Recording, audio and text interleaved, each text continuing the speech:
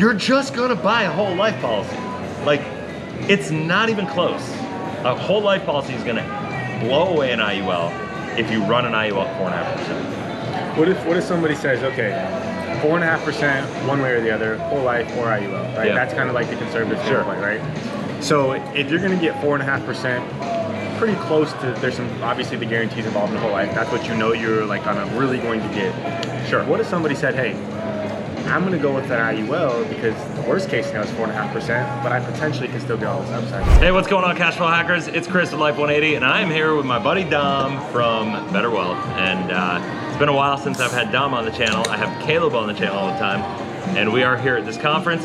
Thought it'd be fun. We're just killing time until the airplane comes, and awesome to have you here, man. Thanks, Chris. I'm glad to be here, and I'm excited to jump into it because right before we took the camera on, you were starting to get up in your seat. You were like, oh, I could talk about this stuff all day. You're starting to get a little passionate about it. Yep. I'm like, I know you're the interviewee, but I'm really excited to hear some of the things you got to say too. No, that's awesome. Yeah. So I'm gonna let you just take the floor then. So we're talking about IUL, and so just like kind of give some framework and like what you were thinking, because you started like asking some questions, and I just started getting like, oh my gosh, like fired up.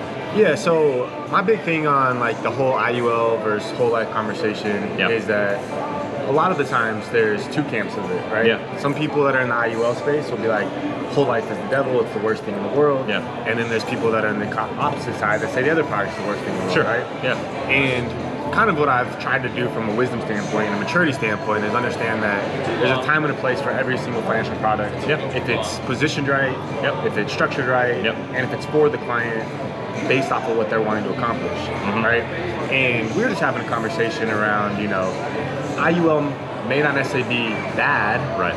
unless it's oversold, or unless it's designed improperly, or unless it's just the way everybody sells it in general, right? Sure. And, Okay. like, Yeah, you know, yeah. that's just kind of what we were having a conversation around. Yeah, yeah. So the thought was, Chris, you're sliding into people's DMs all the time, telling them, Me? yeah, you specifically Me? sliding into people's DMs, telling people that they're selling, when they sell IUL in general, that it's bad right off the bat, without you having context of how they're actually selling it. So my question was, how do you know that it's bad? If you personally said the IUL is not bad, it's just being sold in a bad way, right? Because they're overhyped illustrations and there's risk involved, all these other things. So how do you know that somebody specifically is selling it wrong? Without even knowing the context behind it. So, okay, so there's multiple components to this, okay? So the first one is, how is IUL sold? And it's a rhetorical question that I'll answer. Upside potential, downside protection, right? So upside potential, you go talk to these people and they go, well, it's upside potential because of the fact that you're taking advantage of, you're participating in the market through an index, utilizing options, right? And so they go, you have upside potential. But if you understand when that story of upside potential was created by the life insurance companies when IULs were first created, and the funniest thing about this, and I've got to do it, I got to throw them under the bus, but Curtis Ray and Mutual of Omaha, right? Can't help yourself. So I can't help myself, but because it's truth. Go look at anybody, anybody getting an MPI policy or looking at an MPI policy, go read your dang illustration. In there, specifically, and Mutual of Omaha, to their credit, by the way, is the only company I've seen, and I've looked at dozens of the best IUL companies in the world, their illustrations line by line. I've looked at every line of every illustration of every major company. They're the only ones that say, by upside potential, what we mean is there's a little more upside compared to a traditional UL policy. That's it. Nothing more than that. That's all IUL is. I call it putting lipstick on a pig because of the fact that all Index Universal Life is it's a universal life chassis with an option strategy attached to it. And if you understand, if you look through the illustration, you even see there's no talk of options. What they talk about is a hedging strategy. And when we understand how options are done typically and what hedging is and how options are used, can you speculate with options to make a lot of money? Yes. The people that speculate with options to make a lot of money also have the chance of losing a lot of money. Fair enough? Yep, fair enough. So people that use options in the puristic sense of the matter, are using them to hedge, to take risk off the table and to keep, you know, the variance down. Fair enough? Okay, that's how life insurance companies use options. So the idea that you're gonna be able to utilize these options to get uncapped indexes and all these different things that are gonna create these massive returns is just delusional, first of all. It never works that way. The overriding premise is the IUL is never gonna be able to outperform the general fund of the life insurance company long term, because that options and the way they purchase them are not designed to do so. So that's, like, first off and foremost, is that upside potential was not really designed to be like, you are participating at that level in the market. Because if you understand how it works, the performance of the index means nothing. The only thing that matters is in an IUL to affect the performance of your policy is what is the general fund performance, because the general fund performance is going to create the options budget, and then what is the cost of the options. And therefore, from those two functions, that's how they create the cap rates, the par rates, the spread rates, all the different things that go into it. So that's first and foremost. Now, the other reason that I think that I say they're all bad, and there's all these agents that say, well, as long as you design it properly, well, no, it's still bad. And the reason it's still bad, and it's not your fault, by the way, the agents, because I think most agents get into business because they want to do business the right way, or they want to help people and like all this stuff. But the bottom line is, when it comes, you know, when you back this out, you got to go back in time. I was in the business back in 2009, 10, 11, 12, 13, 14. It was the Wild West in the IUL space. There was no regulation AG 49, okay? So in 2015, AG 49 came out, and what that did is it solved the problem for all the people being able to build in 4% positive arbitrage on illustrations. Like, it was insane. You know, all these different things. But what the regulation also did was said, we're gonna have this hypothetical kind of baseline back testing that says, okay, you have to run based on the metrics of the policy and the index and the costs and all these different things. This is what you're running it at, right? So before, back in the day when I was running IUL illustrations, I could run them at 7%, I could run them at 11%. Like, most of the time people would settle on like between 8.4 and 9.1, right? As the assumption, and now those cap rates are lower than what the assumptions were, right? And so AG 49 fixed that, but now even if you design a policy properly, quote unquote, and listen, I looked at one the other day, it was designed as good as it could be designed, it's still garbage.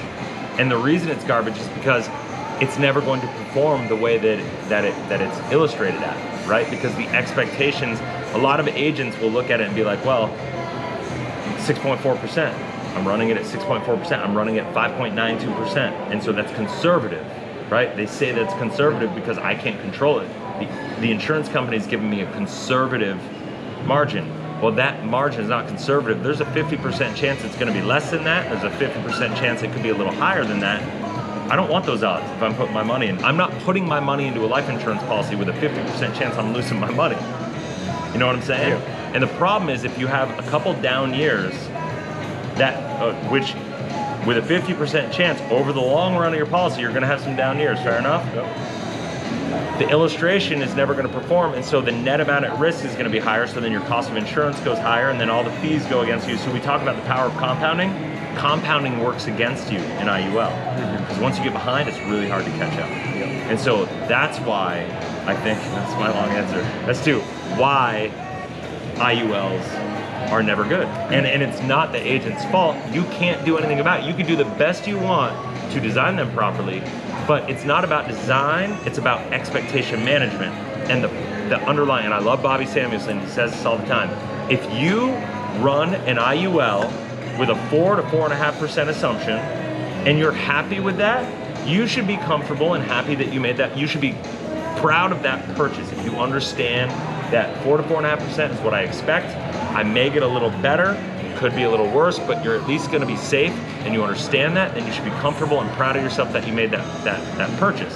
The problem is, people are going in thinking 6%, right? So is 4 and 4.5%, is that conservative then? Would you say that's conservative? That's, if you could run it at 4.5%, and you're happy with that, I would say you're good. You're safe. But this is where I came to my conclusions and why I'm so passionate about what I do, is because I promise you, if you run an IUL at 4.5%, you're just gonna buy a whole life policy. Like, it's not even close. A whole life policy is gonna blow away an IUL if you run an IUL at 4.5%. What if somebody says, okay, 4.5% one way or the other, whole life or IUL, right? That's kind of like the conservative standpoint, right? So if you're gonna get 4.5%, pretty close to, there's some, obviously the guarantees involved in the whole life, that's what you know you're like kind of really going to get. Sure. What if somebody said, hey, I'm gonna go with that IUL because the worst case scenario is 4.5%, but I potentially can still get all this upside. It's not worst case scenario. So like, you gotta just, no matter what anybody says, 99% of IULs are designed improperly. They're not maximized. So we'd have to start with the caveat that it would have to be maximized.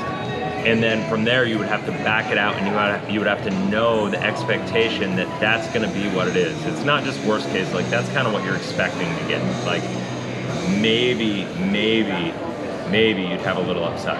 But this is the mindset that I have, once again. What's the upside, what's the downside, can I live with the downside, right?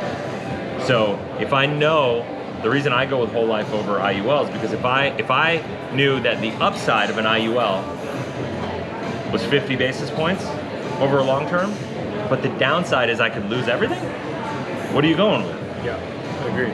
It's a no-brainer. The surrender periods, like, because I utilize it for life or for real estate, right? Like, so with the cash flow hacking stuff that I do, the first 10 years, surrender periods of IUL, massive. And I think that's the big piece, in my opinion, that people really should be paying attention to, and they're coming into this concept, especially when you are a business owner, real estate investor, people looking for opportunities, right? So people that are talking about the infinite banking concept and they're wanting to use this, it's like, okay, if let's just say we're looking at IRR, which is essentially rate of return for a policy over a long period of time, let's just say they do get 4.5% long-term both policies, okay? In the short term, the whole life policy is going to crush it within the first 10 years with the amount of cash out. If they perform the way they're going to perform, how much lost opportunity cost did you miss out on of all the dollars that you had control over to go produce more, right? And let's even pretend that the IUL can produce 6%, right? Whole life 4.5%. That's 1.5%. If you were telling me as a business owner, real estate investor, I can't go get 1.5% somewhere else sooner, then you're probably thinking about borrowing and leveraging you probably have other things to think about as well. Totally, absolutely. I know 100% I can go get more than 1.5% somewhere else earlier on within the 10-year window, which means I can get more wealth, which creates more cash flow to do more other things with my life versus not. And thinking about it, it's just a whole different mindset. Yeah, I think the challenge that I have with IUL and the way it's sold specifically is a lot of people sell it as this like long-term vehicle, right? And then they go, well, it's this long-term vehicle, but then they focus on, I got my clients 35% last year in my IUL, and it's like, well, that's great. That was a total unicorn event. Like this is just, it's not going to repeat itself, or you know. And if you really look at that, how that policy is going to perform over the next 15, 20 years, it's not going to. It's gonna work its way backwards, right? Like it'll come back. I would down. love for you to share the lottery example that Bobby did, and then I have this a combat of like opposition to just hear what you have to say too. Okay, so I'm gonna come back with something to see what you say after you give the example. So Bobby says, hey, listen, the equivalent IUL agents right now are the equivalent of lottery ticket winners, because we just came through the greatest environment for IUL performance of all time, and it's the fact that the greatest bull run in the S&P 500 history, for instance, has bailed out IULs, and they haven't even performed as well as they should have in that market, but because they've performed decently, which they have, you know, he's basically saying it's like a lottery ticket winner going and hitting the lottery and then coming back and saying, look at me, I'm the best lottery ticket picker in the world. You should give me all your money so I can buy your tickets for you. That's how good at picking lottery tickets I am. The bottom line is you got lucky. And what I'm gonna tell every IUL agent out there in the world is, because most IUL agents haven't been in the business long enough to really see how these play out over the long haul. You've been here for 3, 4, 5 years. I'm not gonna argue with you that your policies are not performing or whatever. They may be right now, they may look okay right now, because you're in the surrender schedule the way that you are and all these different things, and they may be performing, but to this point in time, it's environmental, and quite frankly, you got lucky. So over, let's say, the last 20 years, how many 20 plus years do you think there's been? Real estate? No, in the market. Oh, in the S&P? Yeah. Oh, I don't even know the number. So in the last 20 years, my guess is probably 4 or 5, 4. Okay, so the question I have is, if you were to get 4 or 5 no cap, 20% upsides in your policy that was credited, how long would it take for you to essentially get that in a typical whole life policy? Because let's say you're only getting 4.5% in a whole life. Sure. I had 20% 3 years, or if I had the lottery ticket and I got 50%, is that pretty much guaranteed to probably outperform that whole life policy because I hit the lottery, or no? Not at all. Not at all. No, because what happens is with these policies, once again, it doesn't matter. I can have an S&P 500, okay? We can have a no cap strategy, we can have a cap strategy, and then we can have a guaranteed cap with a participation rate that's variable. Those are 3 different strategies. I'm not gonna get into all the nuances, but the bottom line is, all 3 of those, the one commonality is what? It's in the S&P, right? So we're talking about the same options budget because of the general fund performance is buying the options, and because it's the same index, the options cost is gonna be the same.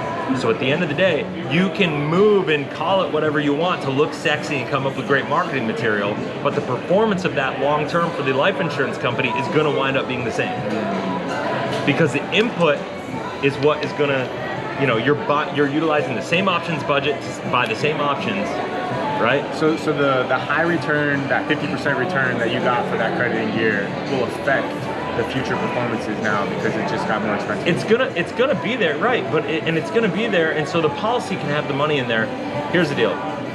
Okay, if you manage that policy, like if you're super diligent and you're in there every couple weeks and you're managing that policy, can an IUL be okay?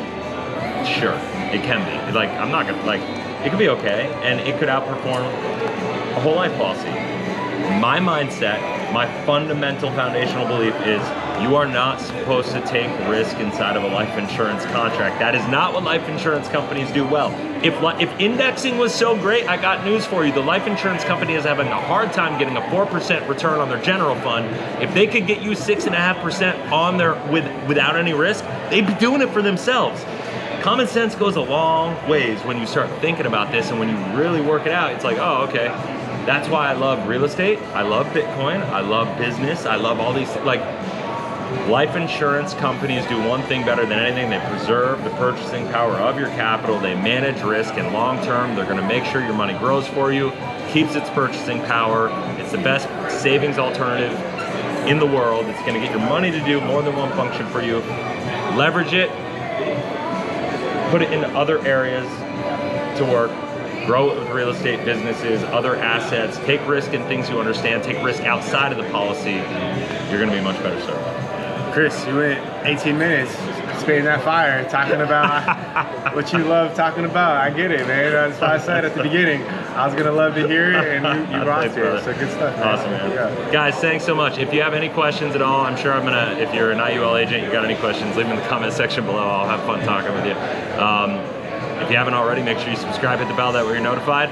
Go check this guy out on Better Wealth and the And Asset, right? And Asset. We launched it last month. Yep. Rock and roll. So they're growing that channel as well. I'm going to put the link to both of those down below, and so make sure you go follow him. And Caleb, I guess, too, right? And so that's it. Till next time, guys. Have a blessed and spiritual day. We'll see you next time. See ya.